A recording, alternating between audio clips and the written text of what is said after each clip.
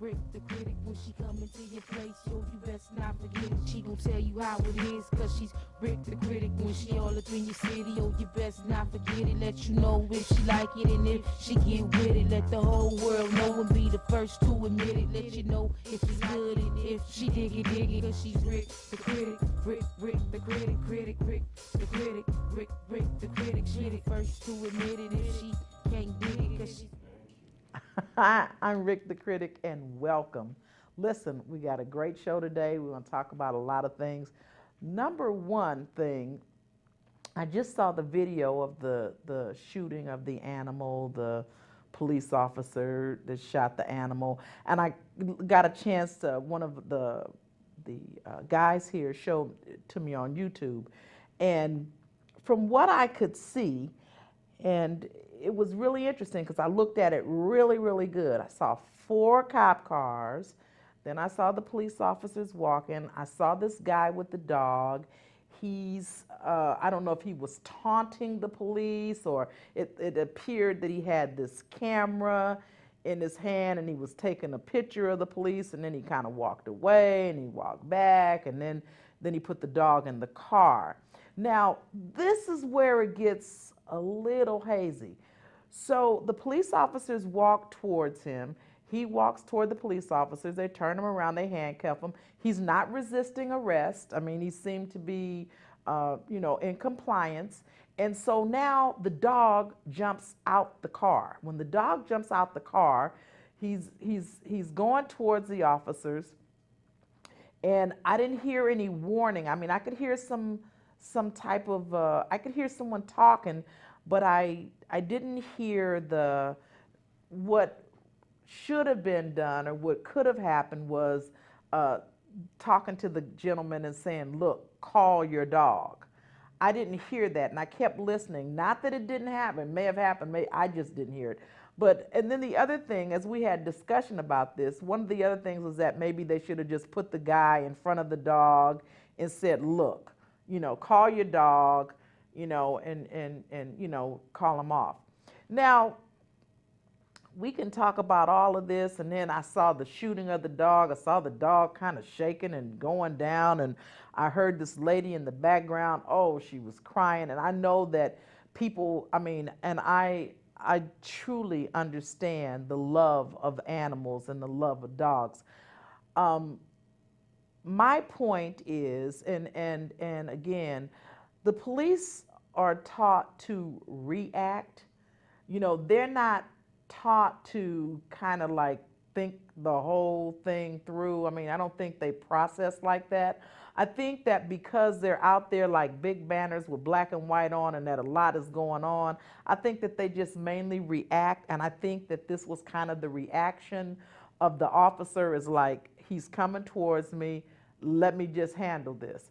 Now, some people may feel like that's probably the way he would have handled it if it were human, just tap, tap, tap. And then again, animal rights, they're going to come out, it's going to be real crazy, and it's going to be, oh, he shot the dog, and it's going to be a whole lot of stuff, I cannot stress enough, and maybe I'm not being unsympathetic. This is Rick the Critic. I'm just telling it the way I see it. In my mind kind of went back to they was beating the hell out of Rodney King that time. I remember that beating. I remember some other beatings. The Trayvon case is still going on. There's a lot of things going on, and I'm positive that this dog situation is going to probably be larger than those things, if it's at all possible. Now, and I was talking with Brandon. We were kind of trying to figure this out. Is this going to be like, you remember I don't know if you guys saw Soul Plane, where the guy, Kevin Hart, is on the plane, his dog, his little dog, a little Doberman is in the back. He gets caught up in the blades or whatever, and he sues the airlines, and they give him a plane. And it's this airline, and he's got the 99-cent store on there. He's got a basketball court. All of this, it's just hilarious. But how does that work? I mean, will he be able to sue LA County for killing his dog? And if he can, what kind of compensation? I mean, what? How do you? How do you I mean, how is that compensation? How do you get compensated for murdering a dog? Just a thought. I don't. I'm just wondering. I mean, how is that? What's that monetary value there? Yeah, on top of that, like you have to say like that creates a value. You're putting a value on life. On a life, yeah, absolutely. You gotta say that. So, You can't hear me. what's the value on the life? I mean, what is the value on the life of the dog? Is it the same value as a human? Because I remember in Soul Plane, and I just got to go back to that because that's the only thing I can kind of relate it to. I remember he got millions of dollars. So what is the value of the dog? Now, I do understand if correct me if I'm wrong, but I believe that if you hit a dog, I think you have to stop, call the police. I think you have to fill out a report. I don't think you could just hit a dog and just continue on. You probably could hit a cat and continue on. You probably could hit a possum and continue on. You could probably do a lot of roadkills and not have to actually stop. And I guess if you hit a cow or something or a deer, you probably would have to stop because they would do damage to your car. You know what I mean? So, yeah. So you'd have to say something. You'd have to do something. But what is the value on an animal, on a life? Another thing to consider would be the intent. How many shots does it take? You shoot the dog 4 times. I can see if you're trying to wound him, but 4 shots is you trying to kill it. Well, you know what? With the 4 shots at the dog, if you shoot the dog 4 times, I don't know if you'd call that overkill, or if you would just, I just want you off of me. I don't want you getting back up. I don't want, you know what I'm saying? Because it's kind of almost like the act of a frightened person. I mean, I know guys that would tackle a dog with their bare hands. I mean, we had one that would do that. And then I know people or a person that's a martial arts person that probably would have put the guy in front of them and told them to call off the dog. And then there's the other person, the frightened person, the real scary person, like me. If I had a gun, I probably would have shot him too because I would have been afraid. I really don't know. I mean, I don't know if I would have shot him 4 times. I think I might have hit it up in the air a couple of times for him to, maybe stop in his tracks and maybe like, kind of back up and kind of give it some thought. And I want to believe that dogs are very, very intelligent. And I want to believe if I fired in the air, I want to believe that he might have skidded a little bit and just, decided back up. And I want to believe that the owner of the dog, when he's heard the shot go up, that his mind would have been like, oh, they're about to shoot my dog. I better, I should say something. I don't think because looking at the owner's face, I don't think that he realized that they were going to actually kill his animal. I don't think so. And even when I guess he didn't even think that they were going to arrest him because the window was down.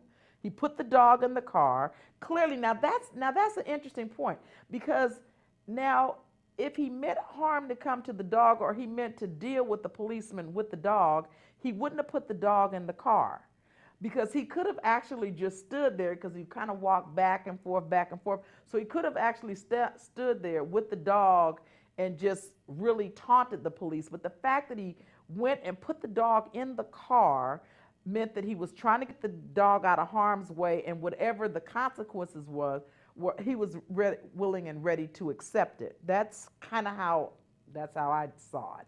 So he willingly was in compliance. He put his hands behind his back. He was ready to go to jail or whatever it was. And because the dog was in the car and the windows were down, I really don't know. And maybe he just wasn't thinking. He wasn't thinking to roll up, but if he had rolled up the windows, then that would have been another issue with the animal rights, because that would be cruelty to an animal to be in a car with the windows up. So the dog wouldn't have been able to breathe. So that was another thing. So maybe he was thinking that. Clearly, no one in this situation was thinking. The policeman overreacted, and the guy, like I said, I saw him with a camera. I saw him, you know, kind of moving back and forth, like kind of like I'm taking pictures of what you guys are doing, you know, to make sure everybody's got a camera. I mean, everybody today, something going, I mean, everyone's got a phone camera, and so they can take pictures whenever. So this is a real, this one is, I'm really interested in how, the fact that it's on YouTube means that everyone has seen it, and I believe it was on the news. It was on the news last night too. So it was on the news. So now everyone everyone has the information, and now we're going to see exactly how this thing is going to play out. This is interesting. This is interesting how this is going to play out. Now, let me tell you another thing. I had a daughter that the ambulance picked her up to take her to the hospital. When they put her in the ambulance, they smashed two of her fingers. You know, when they raise up the gurney, they smashed her fingers. They caught her fingers up in there, and they fractured them. And so they went to, they took her to the hospital. They were taken to the hospital anyway, but now they've taken her to the hospital because they fractured her fingers. So now when they get there, they tell her, the guy said he was sorry or what have you, and I think their monetary, what they felt like it was just so minimal. It was just, you know, just nothing. I guess what I'm really trying to figure out is a human life worth more than the dog's life, or is a dog's life worth more than a human? Now, the other thing, what about the Trayvon case? Now, yeah, I saw that on television, and I saw the guy testify to Zimmerman. It was one of his very best friends, and he spoke, and he said that, you know, the fella had the gun, had his hand on the gun, and, you know, and all of this, and he just had all this long conversation about what a great guy Mr. Zimmerman was. Now, this is another question. How can you just assume, because I never quite understood why he shot the young man. That was really puzzling to me. I didn't understand that one. I didn't understand why he took it upon himself to play, I know he was a citizen, and I know he was, but he acted as a police officer, and he didn't act as a good police officer. So I'm a little concerned about that.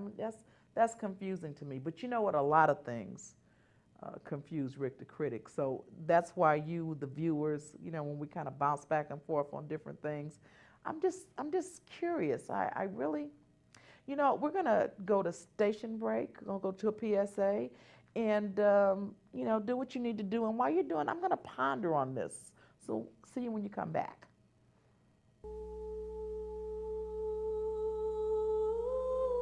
It is about balancing our choices between the gray of the concrete jungle and the stunning beauty of the real one. Between a stoic facade of granite and the fury of the canyon. Between deafness and the presence of breathtaking music. Between blindness and blinding beauty.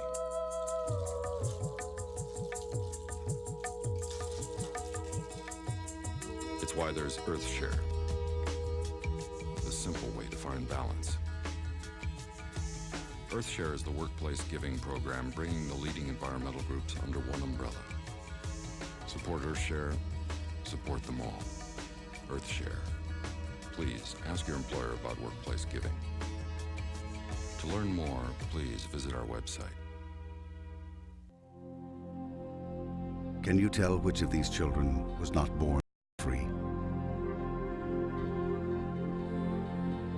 Can you tell which of these children was not born equal? Can you tell which of these children does not deserve to be treated with dignity?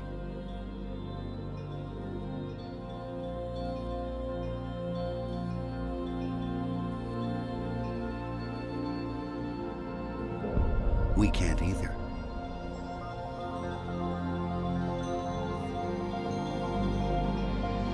Human right number one. We are all born free and equal. What are human rights? Find out at youthforhumanrights.org.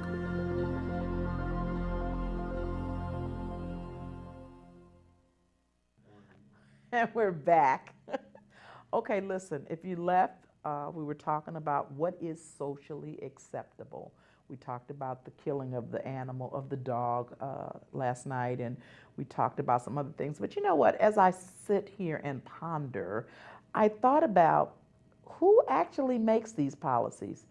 Who actually enforces these laws? How is it that one thing is socially acceptable and the other thing isn't? Now, I tell you something that was interesting. I got a ticket a few weeks ago when I went to court, which was really crazy because the ticket date was May. I went on the date, and when I got there, they told me, oh no, you have to stand in line and get another, you speak to someone and they give you a date to come to court about the ticket. So, you know, that was crazy. And so I hadn't had a ticket in years. So anyway, I go in, I get that, I come back. When I come back, they tell me when you go before the judge, you can either plead guilty, not guilty, or no contest. So of course I was guilty. I made a left turn in the middle of what do you call it? Not traffic, but during work time, 4 to 6. Didn't look at the sign, so I was guilty. So I pled guilty. So the judge says, okay, the ticket is $85. I'm good with that. But now then, when I leave and I'm about to pay the ticket, I'm thinking, okay, $85. I'll just pay the ticket. You could either do community service or you could pay the ticket.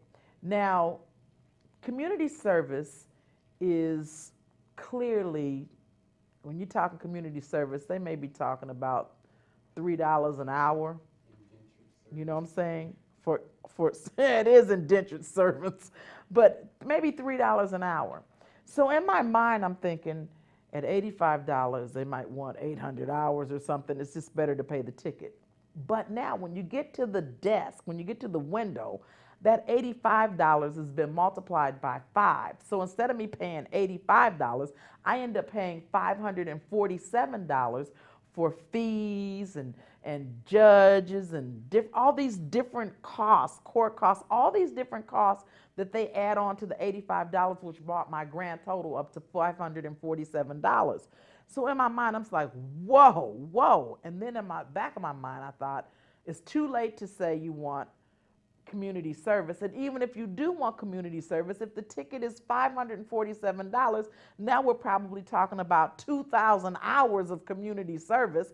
And then, and at that, I mean, you got to go to work. You got to, so it's kind of like a catch-22. I mean, you either take the time off to volunteer those 2,000 hours for at $3 an hour or however they figure it out. You can do that and take and still miss a lot of things. I mean, you got to decide, is it cheaper to just pay the ticket or do you give the time? Time is money. So you look at, you pay $547 or you take off 2 or 3 weeks of your time, paying in community service for the ticket. So anyway, you know what I did? I opted to pay the ticket. But I was very, very disappointed. And at the end of all of that, the bailiff says, if you guys want to complain, you should write your congressman, or you should write your city, because we voted that in.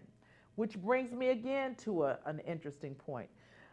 I remember years ago there was Proposition 13. I remember Proposition 13 was supposed to give us our taxes and give us lower our taxes and do all these wonderful things for school and blah blah blah.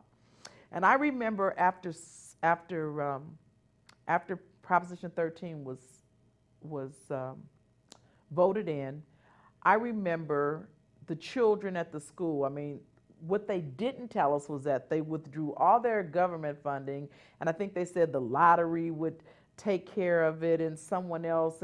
And the schools have been worse since Proposition 13 than ever before. And Brandon and I were talking earlier about the fine print. You know what I mean? The little print that we just kind of overlook. You know, and we were laughing about, you know, healthcare being 7 feet tall, the paperwork, and then we laughed about the just different little things. It was interesting. He brought a point across about the clunkers, about if cash for clunkers, and you know, when you turn your car in. And he said in this stack of paperwork, it was just this little bitty paragraph that said that if you opt to do the cash for clunkers, that you would be open to all your personal business just exposed. I mean, no privacy. If Homeland Security wanted to come or whatever, if they felt you were a threat to the nation or whatever. Not to mention, not while I'm thinking about it, I remember also reading some things in Small where they talked about if you, and I think our president, I'm pretty sure he signed it, and what is that act where if they think or suspect you of being a terrorist, that they could actually come and get you and not even tell anyone that they have you. That is pretty frightening. That's pretty frightening. So again, we come back to who makes these laws? Who makes these policies? How do these things come into existence? You know what, people, we're going to have to be a little more assertive about our business, because this is our business. And if we want to become one of those places where they tell us what to eat, tell us where to go, tell us what to do, and tell us everything that needs to be done, we're headed that way. If we don't start putting on our thinking caps and starting to look at the small print, question, these people that we put in office are supposed to answer to us as the people. But now then, we're kind of like sheep just kind of sleeping. There are a few of us that are getting the information, and those that are getting the information are putting it out there and sharing it with others. But we're so accustomed to, let me say, things like Law and Order, where we see so much blood and so much gush and so much violence that we're not even fazed by it. I mean, we just look at it like, I mean, we probably could actually see what we saw. The shooting of the dog was probably more traumatic than the shooting of a person. I mean, we see so many. We see the CSI. We see NCIS. We see, you know, Criminal Minds. We see so much blood and gore that when we actually see things, we don't even, we're just almost just numb to it. We're not even shocked by it anymore. We look at things. I heard a guy say one time that if your life was in danger, that never cry for help, cry fire, because people would actually stop and pay attention if you scream fire, fire. But if you scream help, that you could be screaming help forever and no one would want to actually get involved and help you. That's a really, really, really, that's kind of piercing. That's piercing. But anyway, not to leave you guys on a solemn note, because you know Rick the Critic is just, we're just kind of just going back and forth and just engaging in conversation and things to think about. I want you to think about what the value of the human life is. I want you to think about the value of an animal's life and, you know, just kind of weigh it out. It will be interesting.